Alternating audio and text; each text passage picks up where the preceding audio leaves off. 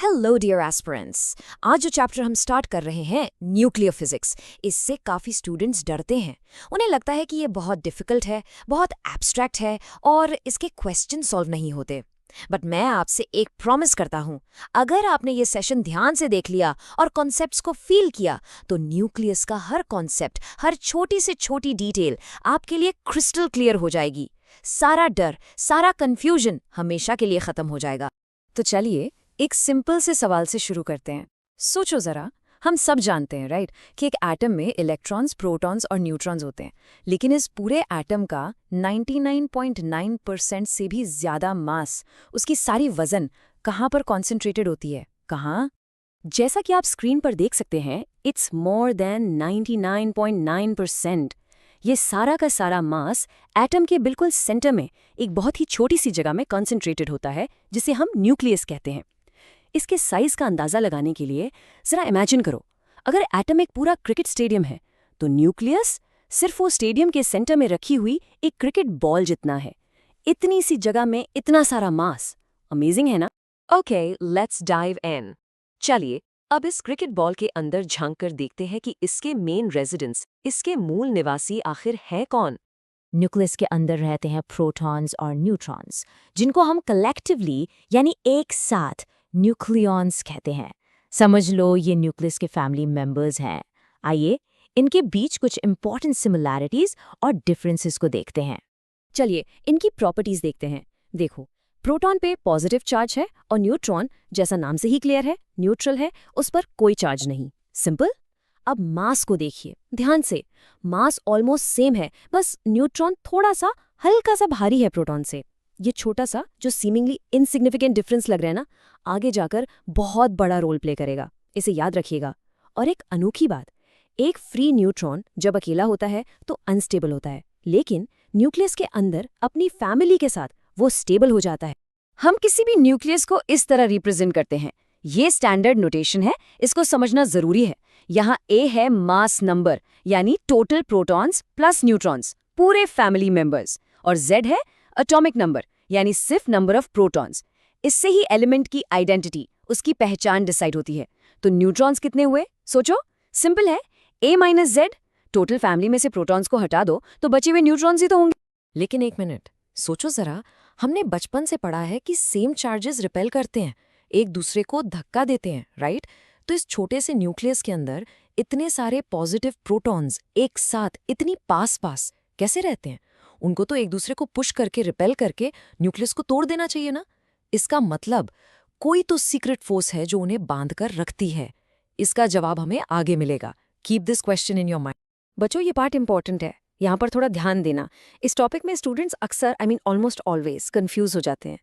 अब हम न्यूक्लियस के अलग अलग रिश्तेदारों से मिलेंगे, जिनको हम कहते हैं न्यूक्लियर स्पीशीज। देखो, ये पॉइंट बहुत इंपॉर्टेंट है। मैं रेकमेंड करूंगी कि आप यहाँ वीडियो पॉज करके इस टेबल को अपनी नोटबुक में बना लें। आइसोटोप्स, आइसोबार्स और आइसोटोन्स का डिफरेंस हमेशा पूछा जाता है। इसे याद रखने की एक सिंपल ट्रिक है। आइसोटोप्स में पी से याद रखो कि प्रोटॉन सेम है। आइसोबार्स में ए से याद रखो कि मास नंबर यानी ए सेम है। और आइसोटोन्स में एन से याद रखो कि न्यूट्रॉन सेम है। जैसे कार्बन 14 और नाइट्रोजन 14 आइसोबार्स हैं, क्योंकि दोनों का मास नंबर 14 है। सिंपल ट्रिक है पर बहुत इफेक्टिव है। चलो अब देखते हैं कि ये न्यूक्लियस एक्चुअल में कितना बड़ा है और कितना डेंस। हमने कहा था ना कि ये छोटा है पर बहुत हैवी है। अब उसको नंबर्स में फील करने की कोशिश करते हैं। साइंटिस्ट ने एक्सपेरिमेंट से पता लगाया कि न्यूक्लियस का रेडियस यानी आर उसके मास नंबर ए पर डिपेंड करता है, जैसा कि आप इस फॉर्मूला में देख सकते हैं। यहाँ आर नॉट एक कांस्टेंट है। इसका मतलब ये है कि वॉल्यूम जो आर क्यूब के प्रोपोर्शनल होता है, वो सीधा मास नंबर ए के प्रोपोर्शनल है। सिंपल शब्दों में, जैसे जैसे न्यूक्लियस में न्यूक्लियॉन्स बढ़ते जाएंगे, उसका साइज भी बढ़ता जाएगा। लॉजिकल है ना? अब आते हैं न्यूक्लियस की डेंसिटी पर। बच्चों, इस नंबर को देखो। ये डेंसिटी लगभग सभी न्यूक्लियाई के लिए कांस्टेंट रहती है। और ये है कितनी? पानी की डेंसिटी से 230 ट्रिलियन गुना ज्यादा। इसको फील करने की कोशिश करो। अगर आप एक चम्मच में सिर्फ न्यूक्लियर मैटर भर लें तो उसका वेट पूरे माउंट एवरेस्ट से भी ज्यादा होगा।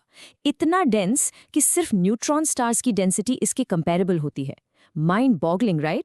अब हम आते हैं इस चैप्टर के सबसे इम्पॉर्टेंट और सबसे कंफ्यूजिंग कॉन्सेप्ट पर, the secret behind the nucleus is stability. याद है वो सवाल कि सारे प्रोटॉन्स एक साथ कैसे रहते हैं? उसका जवाब अब मिलेगा। इस स्टेटमेंट को ध्यान से पढ़ो, ये इस चैप्टर का हार्ट है। इसको समझ गए तो सब समझ गए। इसका मतलब ये है कि अगर आप 2 प्रोटॉन्स और 2 न्यूट्रॉन्स को अलग अलग वे करो, उनका टोटल मास निकालो और फिर उन्हें जोड़कर एक हीलियम न्यूक्लियस बनाकर वे करो, तो न्यूक्लियस का मास हमेशा कम आएगा, थोड़ा सा मास गायब हो जाता है। तो ये मास गया कहाँ? Is it magic? नहीं, इट्स फिजिक्स। चलो देखते हैं। स्टेप 1, हमने इंडिविजुअल प्रोटॉन्स और न्यूट्रॉन्स का मास लिया, मान लो 4 यूनिट्स आया। स्टेप 2, हमने पूरे न्यूक्लियस का एक्चुअल मास लिया और वो मान लो 3.9 यूनिट्स आया। स्टेप 3, हमने देखा कि इंडिविजुअल पार्ट्स का मास न्यूक्लियस के मास से ज्यादा है। ये जो मिसिंग मास है, इस 0.1 यूनिट को कहते हैं मास डिफेक्ट। और यही मास डिफेक्ट आइंस्टाइन की फेमस इक्वेशन E=mc² के अकॉर्डिंग एनर्जी में कन्वर्ट हो जाता है। मास कहीं गायब नहीं हुआ, वो एनर्जी बन गया। इसी एनर्जी को हम कहते हैं बाइंडिंग एनर्जी। यही वो सीक्रेट ग्लू है, यही वो फेविकॉल का जोड़ है जो सारे प्रोटॉन्स को रिपल्शन के अगेंस्ट बांध कर रखता है।